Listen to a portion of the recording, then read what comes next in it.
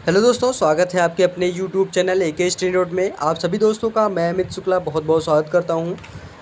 आज की इस वीडियो में हम चर्चा करेंगे दोस्तों बीए यानी कि सेकंड सेमेस्टर के सभी छात्र छात्राओं के लिए जिनका होम साइंस सब्जेक्ट है यानी कि गृह विज्ञान सब्जेक्ट है, उनके लिए आज मैं नया मॉडल पेपर लेके आया हूँ जो आपके पेपर की दृष्टि से बहुत ही मोस्ट इम्पॉर्टेंट होने वाला है। और पेपर नज़दीक है तो इस वजह से मैं फिर एक बार आपके लिए नया मॉडल पेपर जो आपके पेपर में बहुत लाभदायक होगा। और अगर अभी तक चैनल को आप लोग सब्सक्राइब नहीं किया, ज़रूर सब्सक्राइब कर दीजिए, लाइक कर दीजिए करो, फटाफट बेल आइकन दबा के आने वाले वीडियो का नोटिफिकेशन आप लोगों तक बिल्कुल मिलता रहे। और हमारे पुराने छात्र छात्राएँ एक दूसरे को वीडियो को ज़रूर शेयर करते रहिए। तो चलिए दोस्तों, चलते हैं मॉडल पेपर की तरफ।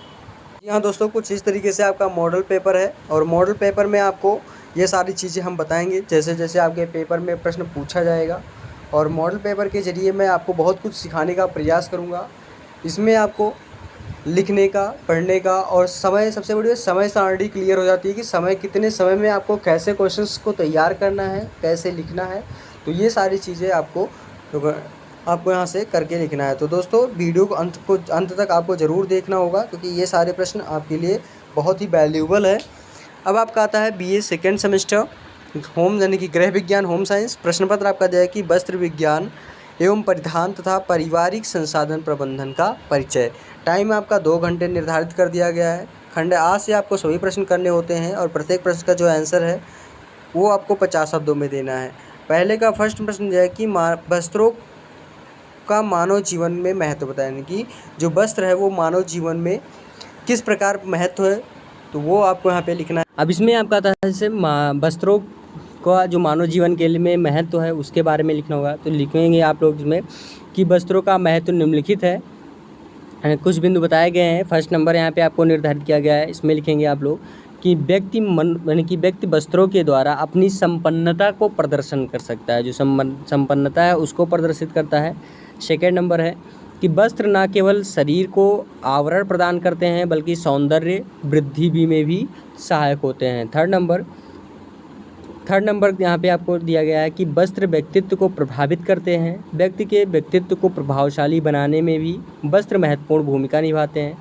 फिर आता है फोर्थ नंबर कि कार्य से संबंधित कठिनाइयों से बचाव के लिए जैसे जल, ऊष्मा, ठंडक आदि से सुरक्षा करके मनुष्य अपने कार्य क्षमता को बनाए रख सकता है अथवा उसमें वृद्धि कर सकता है। तो ये हो गया आपका वस्त्रों का मानव जीवन में महत्व। उसके बाद में सेकंड नंबर प्रश्न आता है कि कृत्रिम तंतुओं के नाम लिखिए। जो कृत्रिम तंतु हैं उसके नाम कौन कौन से हैं, तो इसमें आपको यहाँ पे लिखना होगा। तो सबसे बड़ी बात दोस्तों है कि कृत्रिम तंतु निम्नलिखित रूप से यहाँ पे बताए गए हैं। आप नंबर 1 लिखेंगे कि आपका आता है रेयान, सेकंड नंबर आता है नायलॉन, फिर आता है third number Orlon, fourth number Dacron, फिर आएगा फोर्थ नंबर हो गया आपका, 5 नंबर आ गया एक्रिलॉन, 6 नंबर फाइबर ग्लास, 6 नंबर आपका हो गया fibre glass, 7 number Terylene, 8th number आपका डायनेल और 9th नंबर क्रेस्लॉन, 10th नंबर आपका आता है जेफ्रॉन और 11th नंबर आ गया आपका डरवन, 12th नंबर सारड और आपका 13th नंबर वेरल। तो ये सारे आपके जो हैं वो कृत्रिम तंतु होते हैं। ये कौन है? कृत्रिम तंतु होते हैं। तो कृत्रिम तंतुओं के बारे में हमने आपको एक करके बता दिया। अब आपका आता है थर्ड नंबर पर कार्बोनाइजिंग किसे कहते हैं। बहुत ही मोस्ट इम्पॉर्टेंट प्रश्न है। कार्बोनाइजिंग के बारे में यहाँ पे आपको लिखना है। अब कार्बोनाइजिंग का मतलब क्या होता है दोस्तों, सबसे बड़ी बात इसमें लिखेंगे कि ऊनी रेशों से जो अशुद्धि दूर करने की प्रक्रिया को हम कार्बोनाइजिंग कहलाते हैं। जो ऊनी वस्त्र होते हैं, जो उसकी अशुद्धि होती है उसको दूर करने की जो प्रक्रिया है उसे कार्बोनाइजिंग कहते हैं। इसमें ऊनी रेशों को तेजाब के घोल से धोया जाता है, तो इसी को हम कार्बोनाइजिंग कहते हैं। फिर आता है मिश्रित वस्त्र। मिश्रित वस्त्र किसे कहते हैं? मिश्रित वस्त्र के बारे में यहाँ पे आपको लिखना है। मिश्रित वस्त्र हैं कि भिन्न भिन्न रेशों को मिलाकर एक नए किस्म के रेशों का निर्माण किया जाता है। ये रेशे अत्यंत ही मजबूत, टिकाऊ, सुंदर, मुलायम और आरामदायक होते हैं। भिन्न भिन्न रेशों को मिलाकर जब वस्त्र का निर्माण किया जाता है तो इस प्रकार के वस्त्र मिश्रित वस्त्र कहलाते हैं। और इस प्रकार के वस्त्र में दोनों रेशों के सम्मिश्रण गुण समाहित हो जाते हैं। जैसे टेरिकॉट आपका आ जाता है, टेरिकाट के जो कपड़े देखते हो आप, टेरिकाट का कपड़ा होता है। फिर आता है टेरी वुल और फिर कार्ड्स वुल। तो ये सारे आपके मिश्रित वस्त्र के अंतर्गत आते हैं। फिर आता है नेक्स्ट क्वेश्चन 5 नंबर, आय के प्रकार। आय कितने प्रकार के होते हैं दोस्तों? आय के निम्नलिखित मुख्य रूप से 4 प्रकार की होती हैं आय। फर्स्ट नंबर आता है मौद्रिक आय, सेकेंड नंबर आपका आता है वास्तविक आय, और थर्ड नंबर आपका होता है दोस्तों मानसिक आय, और फोर्थ नंबर है कुल आय। तो ये आपके मुख्य रूप से 4 प्रकार के आय के प्रकार बताए गए हैं। इस तरीके से आपको आय के बारे में। फिर आता है 6 नंबर क्वेश्चन। 6 नंबर क्वेश्चन है वाटिक क्या है? वाटिक के बारे में यहाँ पे आपको लिखना है। वाटिक का मतलब होता है छपाई। वाटिक का क्या मतलब होता है? छपाई, यानी कि जो वाटिक है वो छपाई की विधि माना गया है, तो इसी को विधि को हम छपाई बोलते हैं। अब आप इसमें लिखेंगे कि वाटिक छपाई की एक विधि है। वाटिक शब्द जो है वो इन्हें कहा गया है कि इंडोनेशिया का शब्द है, जिसका अर्थ है बूंद। क्या होता है? बूंद, या जिसे कहते हैं हम टपकना। अर्थात बाटिक किसी भी डिजाइन को बनाते समय किसी द्रव पदार्थ की सहायता लेकर बनाया जाता है। अधिकतर मोम का उपयोग किया जाता है। इसमें वस्त्रों पर पहले नमूना उतार लिया जाता है और जिन स्थानों पर रंग ना चढ़ाना हो उन पर पैराफिन मोम लगा दिया जाता है और फिर वस्तु को ठंडे रंग में डुबोया जाता है। जिन स्थानों पर मोम नहीं लगा होता है वे स्थान रंग का अवशोषण कर लेते हैं। तो ये हो गया आपका वाटिक। आपको वाटिक के बारे में बता दिया। अब आपका आता है नेक्स्ट क्वेश्चन। नेक्स्ट क्वेश्चन आपका आता है 7 नंबर क्वेश्चन है कि ब्लीचिंग क्या है। अब आपका ब्लीचिंग के बारे में यहाँ पे आपको लिखना है। अब आपका आता है ब्लीचिंग। ब्लीचिंग में लिखेंगे आप दोस्तों कि वस्त्रों के उनके प्राकृतिक या मटमैले रंग व बुनाई करते समय लगे ग्रीस व चिकनाई के दाग के धब्बे से मुक्त करने के लिए उनकी ब्लीचिंग या ब्रंजन किया जाता है। ब्लीचिंग का मतलब होता है दोस्तों कि ब्लीच करके धोना है। ब्लीच का मतलब होता है, सबसे बड़ी बात, धोना होता है। क्या होता है? ब्लीच का मतलब होता है साफ़ करना या धोना। तो इसको हम ब्लीच किया जाता है, ब्रंजन किया जाता है। ब्लीचिंग के लिए रासायनिक पदार्थों का प्रयोग किया जाता है जिन्हें हम ब्लीच या ब्रंजक कहते हैं, जैसे सोडियम हाइड्रोसल्फाइड हो गया, आपका हाइड्रोजन पेरोक्साइड हो गया, पोटेशियम परमैंगनेट एंड आपका सोडियम हाइड्रोसल्फाइड। तो ETC ये सारे आपके ब्लीचिंग होते हैं। तो ब्लीचिंग के बारे में हमने आपको बता दिया। उसके बाद फिर आपका आता है कि प्राकृतिक रेशों के नाम लिखिए। बहुत ही मोस्ट इम्पॉर्टेंट प्रश्न है दोस्तों ये आपका, कि प्राकृतिक रेशों के नाम लिखिए। प्राकृतिक रेशे कौन कौन से होते हैं? इसमें लिखेंगे आप लोग प्राकृतिक रेशे के बारे में कि कपास। फर्स्ट नंबर में आपका आता है कपास, दूसरा आपका आता है ऊन, थर्ड नंबर आता है रेशम, फिर आता है फोर्थ नंबर सोना, चांदी, एस्बेस्टस, फिर आता है जूट, शीशक, फिर आता है कापोक हो गया। उसके बाद फिर पिना आता है। तो ये सारे आपके क्या होते हैं? प्राकृतिक रेशों के अंतर्गत आते हैं। तो ये कहाँ से आते हैं? आपके प्राकृतिक रेशों के नाम। उसके बाद में फिर आपका आता है नेक्स्ट क्वेश्चन। नेक्स्ट क्वेश्चन है कि पारिवारिक साधनों से क्या तात्पर्य है? पारिवारिक साधनों के बारे में लिखिए। अब इसमें लिखेंगे पारिवारिक साधनों में गृह व्यवस्था में पारिवारिक साधनों का प्रयोग ऐसी कुशलता के साथ किया जाता है ताकि निर्धारित मूल्यों एवं लक्ष्यों की प्राप्ति हो सके। केवल साधन होने से मूल्य तथा लक्ष्य प्राप्त नहीं हो जाते हैं। मूल्य एवं लक्ष्यों को पाने के लिए साधनों का संगठन तथा उनकी गतिशीलता परम आवश्यक है। समझदार गृहिणी वही हैं जो साधनों का उपयोग इस प्रकार योजनाबद्ध रूप से करे कि उनका परिवार को अधिक से अधिक संतुष्टि प्राप्त हो। और यह आवश्यक है कि परिवार में उपलब्ध साधनों का उपयोग इस प्रकार किया जाए कि परिवार के प्रत्येक सदस्य के बीच तालमेल बना रहे और किसी प्रकार की कलहयुक्त स्थिति उत्पन्न ना हो। परिवार के इन लक्ष्यों को प्राप्त करने के लिए साधनों का उचित उपयोग तभी हो सकता है जबकि इन क्रियाओं का संचालन करने वाले व्यक्ति को साधनों की जानकारी होता, साधनों का उचित उपयोग मालूम हो। तो ये होता है पारिवारिक साधनों के तात्पर्य। फिर आते हैं 10 नंबर क्वेश्चन, कताई से आपका क्या अभिप्राय है और इसका संक्षेप में इतिहास लिखिए। बहुत ही मोस्ट इम्पॉर्टेंट प्रश्न है।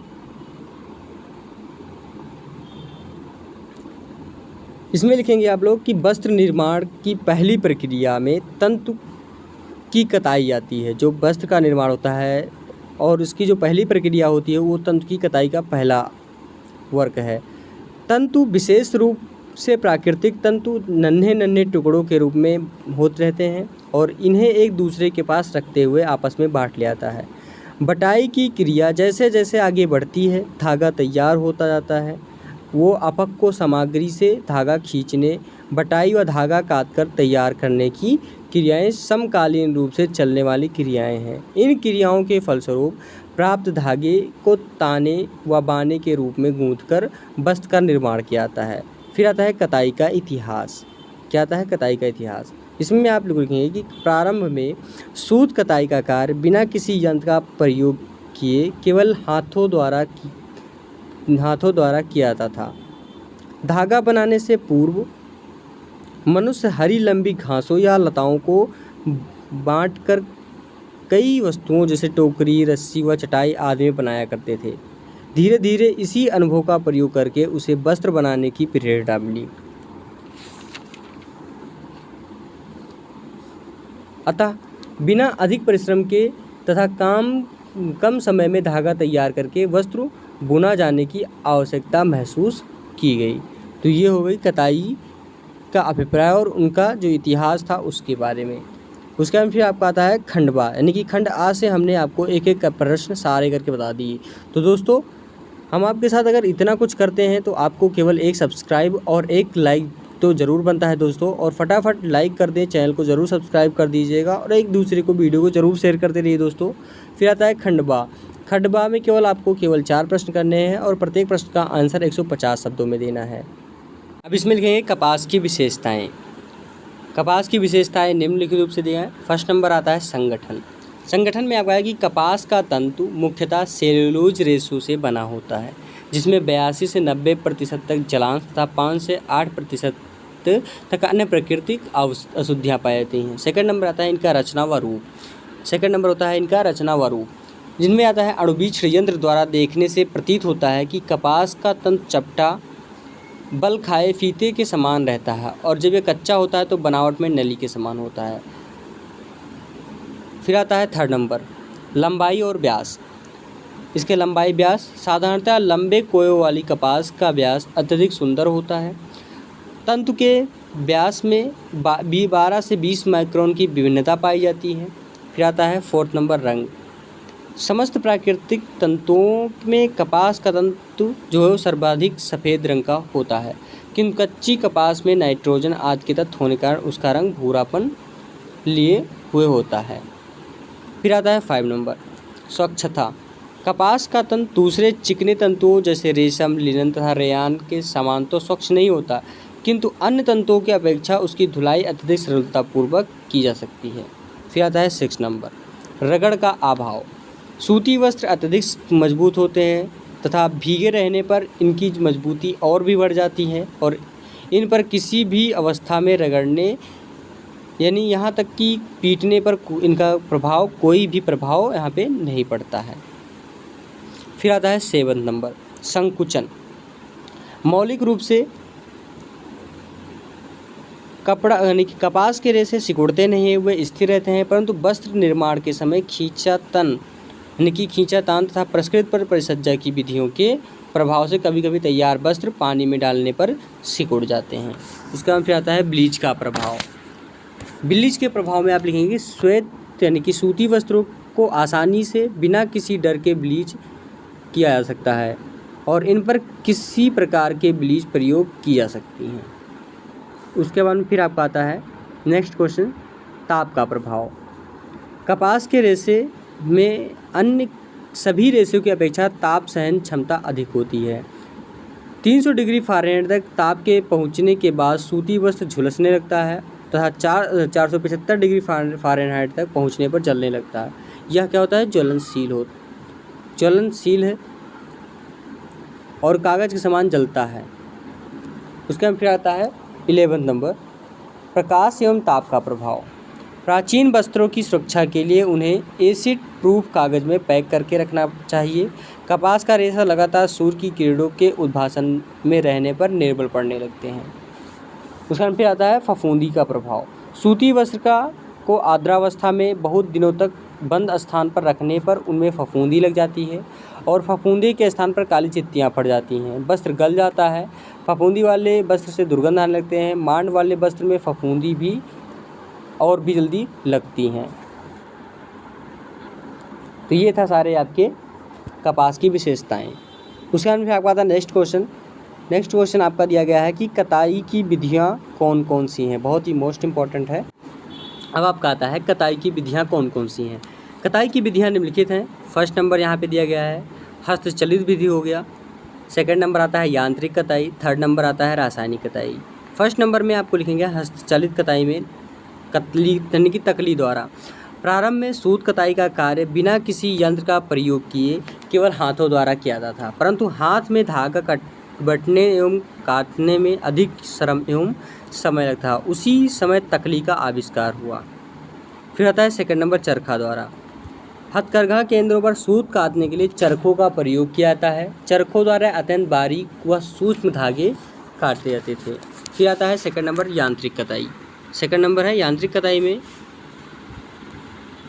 यह विधि से छोटे रेशों की कताई की जाती है। फर्स्ट नंबर आता है रिंग कताई। यह कताई की सबसे पुरानी विधि है। रेशों की आपस में चिपकने की क्षमता इस विधि में सहायक होती है। यह मुख्य रूप से दो प्रकार की होती हैं। मुख्य रूप से आपका फर्स्ट नंबर आता है रिंग फ्रेम और सेकंड नंबर आता है mule frame. Ring frame machine पर खींचना, ऐंठना, लपेटना आदि की क्रियाएं एक साथ होती हैं, जबकि म्यूल फ्रेम में खींचना, ऐंठन और लपेटना क्रियाएं होती हैं, किंतु एक साथ ना होकर अलग अलग होती हैं। सेकंड नंबर आता है खुली एवं अंतिम कताई। खुली एवं अंतिम कताई की प्रक्रिया धुनी हुई पुनियों से आरंभ होती हैं और इनकी कंघी हुई पुनियों का उपयोग नहीं किया जाता है। इसके बाद उन्हें एक के बाद एक तेज होने वाली गति को रोलर्स के माध्यम से गुजारा जाता है। फिर आता है थर्ड नंबर दिया गया है घर्षण कताई। इसमें धुने हुए तंतुओं को लंबवत ड्रम के अक्ष प्रवाहित करके छिद्रित ड्रम से निकाला जाता है, जो कि दोनों एक ही दिशा में घूमते हैं। फिर आता है फोर्थ नंबर स्वयं ऐंठन देने वाली कताई। इसमें तंतुओं में ऐंठन धागों की सतह द्वारा दी जाती है। इसके तंतुओं के चिपकने वाले पदार्थ से चिपकाकर रोलर को एक बार सीधे तथा एक बार विपरीत दिशा में घुमाया जाता है। फिर आता है 5 नंबर इलेक्ट्रोस्टैटिक कताई। इस कताई यानी कि इस विधि में आर्द्रता की सावधानी पूर्वक नियंत्रित विधि में छोटे तंतुओं को लंबे तंतुओं से इलेक्ट्रोस्टैटिक विधि द्वारा अलग किया जाता है। फिर आता है 8 नंबर ऐंठन रहित कताई। इसमें तंतुओं को आपस में चिपकाकर मजबूती प्रदान की जाती है। और फिर थर्ड नंबर आता है इसमें रासायनिक कताई। रासायनिक कताई में क्या गया है कि रासायनिक विधियों में कृत्रिम रेशा तैयार किया जाता है, जैसे रेयान, नायलॉन और आदि कृत्रिम तंतुओं इसी विधि से बनाए जाते हैं और इन तंतुओं हेतु गाढ़ा तरल पदार्थ तैयार किया जाता है। इस गाढ़े पदार्थ को स्पिनरेट के सूक्ष्म छिद्रों से तेज़ी से निकाला जाता है और बाहर निकलते ही धागा सूख जाता है। इस प्रकार धागा तैयार किया जाता है। इसमें यानी कि रासायनिक कताई 3 प्रकार के होते हैं। फर्स्ट नंबर दिया गया है इसमें आपका आर्द्र कताई, सेकंड नंबर मेल्ट कताई और थर्ड नंबर आता है शुष्क कताई। तो ये हो गया आपको कताई के बारे में। अब आता है फोर्थ नंबर सूती रेशों के उत्पादन की प्रक्रिया का संक्षेप में वर्णन किया। अब सूती रेशे के उत्पादन के बारे में यहाँ पे आपको इसमें लिखेंगे आप लोग कि कपास की सूत का रूप धारण करके उसे निम्नांकित प्रक्रियाओं में से गुजरना पड़ता है। जैसे फर्स्ट नंबर यहाँ पे निर्धारित किया गया है आपका। फर्स्ट में भी लिखना होगा कि कपास के कोयों को एकत्र करना। इसमें लिखेंगे जब पौधों में कपास के कोये पकने के बाद फटने लगते हैं तो उन्हें तोड़कर एकत्र कर लिया जाता है और यदि ऐसे कोयों को पेड़ पर ही छोड़ दिया जाए तो वो मौसम एवं सूर्य के धूप के प्रभाव रुई बदरंगी एवं गंदी हो जाती है। कोया पककर ज़मीन पर गिर जाता है तथा वहाँ उसमें अनेक अशुद्धियाँ जैसे पेड़ पौधे की सूखी पत्तियाँ, मिट्टी तथा कीड़े आदि मिल जाते हैं। फिर आता है बिनौले निकालना। सेकंड नंबर आता है बिनौले निकालना।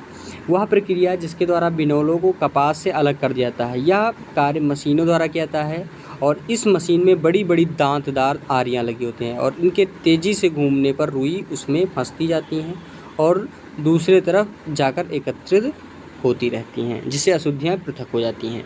फिर आता है थर्ड नंबर, कपास की गंदगी को दूर करना। यह रेशे, लकड़ी, पत्ते, धूल आदि के कारण अशुद्धियों से भरे रहते हैं। इन अशुद्धियों को रेशे से पृथक किया कर दिया जाता है और यह कार्य मशीनों द्वारा किया जाता है। फिर आता है फोर्थ नंबर, गांठ बांधना। इसमें लिखेंगे कि इसके उपरांत कपास को दबाकर गांठ की शक्ल में बांध दिया जाता है। फिर इसकी टाट से लपेट कर लोहे की पत्तियों में कसा जाता है। अब रुई ही इस स्थिति में आती है कि मीलों की प्रदान की जा सके। फिर आता है फाइव नंबर, गांठों को खोलना तथा आपस में मिलाना। रुई की गांठें मिल में पहुंचने पर खोल दी जाती है और रुई को ढीला करके फैला दिया जाता है। सटे हुए रेशों को अलग अलग छितरा दिया जाता है। इससे रुई में समानता आ जाती है और इस क्रिया में 3 प्रकार के यंत्र प्रयोग में लाते हैं, ब्रेकर, मध्यवर्ती तथा फिनिशर। यह यंत्र कपास को साफ करके उसकी चादर बनाते हैं जो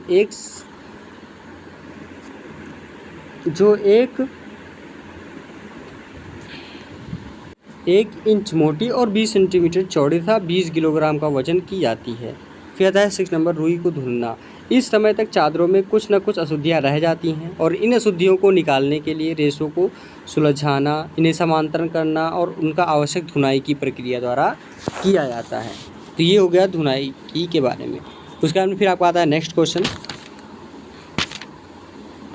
अब इसमें लिखेंगे आप लोग दोस्तों, शक्ति व्यवस्थापन की प्रक्रिया बताइए। बहुत ही मोस्ट प्रकार ये भी है आपका शक्ति व्यवस्थापन की प्रक्रिया। इसमें लिखेंगे समय की तरह शक्ति के उपयोग को भी योजना बनाई जाती है। शक्ति व्यवस्थापन में शक्ति को मापने के लिए विभिन्न क्रियाओं में खर्च की गई जो शक्ति है वो मूल्य को मापा जाता है। जिसका मात्रक किलो कैलोरी या कैलोरी जूल है। ऊर्जा के सर्वोत्तम उपयोग को शक्ति प्रबंधन या व्यवस्थापन कहते हैं।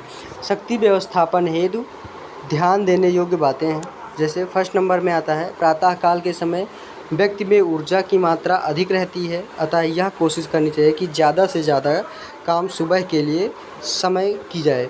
फिर आता है सेकंड नंबर, कार्य योजना बनाते समय विश्राम काल का भी ध्यान रखना परम आवश्यक है।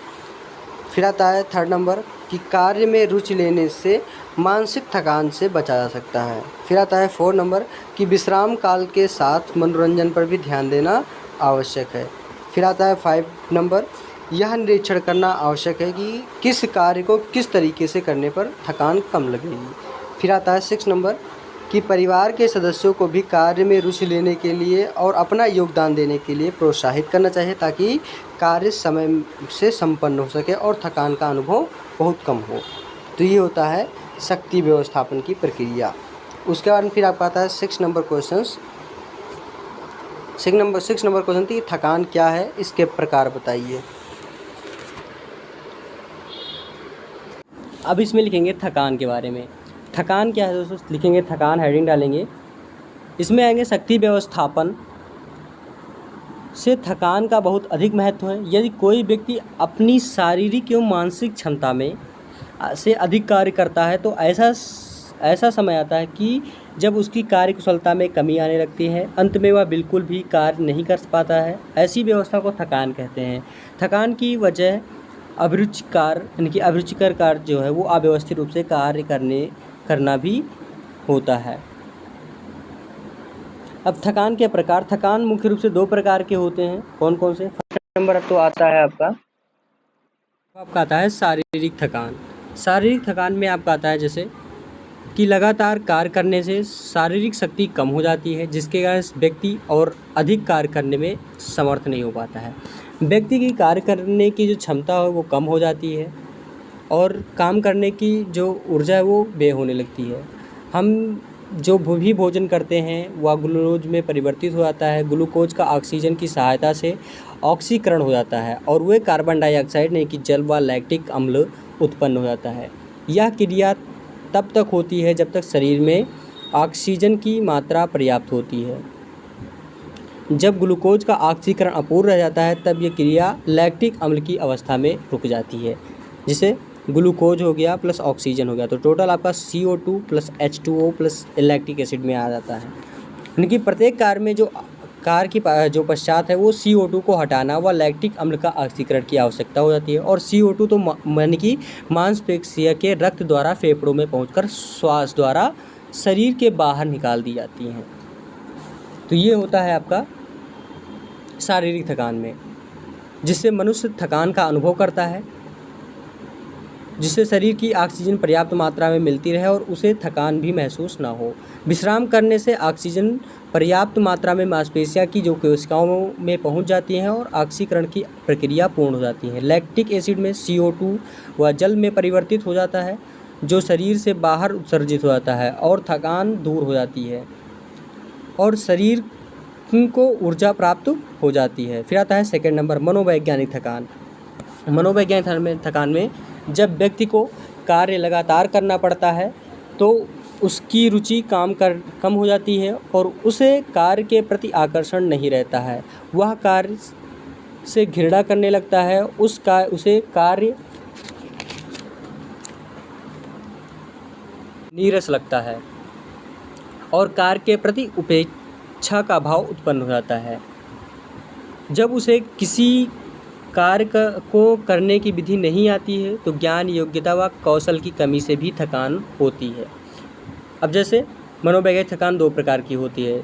ए नंबर आपका आता है नीरस थकान को बोरियस होने वाली प्रभाव थकान जो है वो, इस थकान के अंतर्गत कार्य करने की क्षमता कोई परिवर्तन नहीं आता है, परंतु अन्य लक्षण दिखाई दे देते हैं, जैसे कार्य के प्रति उदासीनता, बेचैनी यानी अनुभव होना और मन का ऊब। तो ये 3 आपके आते हैं नीरस थकान में।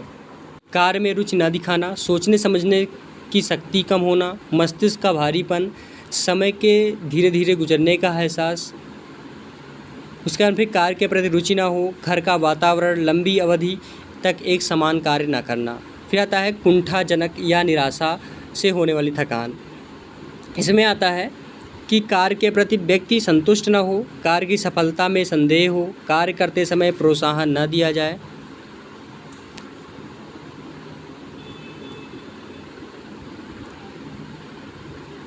असंतोष कार्य दशाएँ।